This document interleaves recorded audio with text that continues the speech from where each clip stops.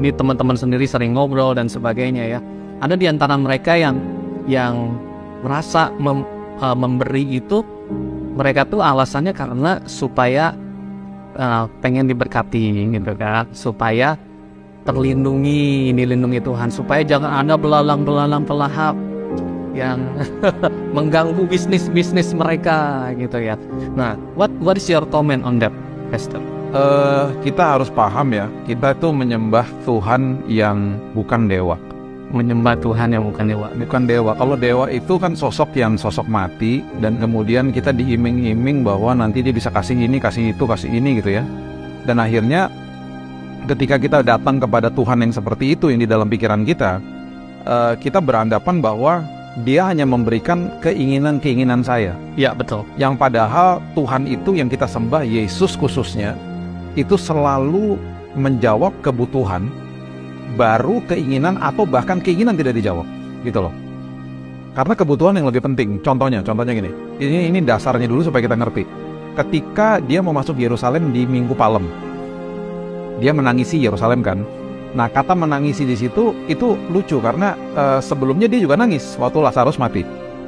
Kata menangis di waktu Lazarus itu hanya meneteskan air mata, bahasa aslinya. Bahasa asli waktu dia menangisi Yerusalem di Minggu Palem itu sobbing, bahasa Inggrisnya, menangis sampai terisak-isak, kleo bahasa aslinya. Kenapa?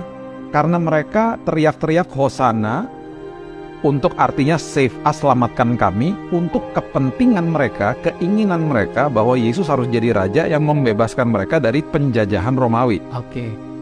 Padahal Yesus datang bukan menjawab keinginan itu, untuk menjawab kebutuhan mereka yang lebih dalam, yaitu penjajahan dosa, gitu loh. Nah, itu Tuhan kita. Jadi dia adalah Tuhan yang menjawab kebutuhan kita, kebutuhan dasar seperti keselamatan, jangan hidup di dalam dosa, jangan ada keterikatan dosa, jangan menyimpan kepahitan. Itu karakter-karakter yang terus dibentuk sama dia. Itu yang dikejar.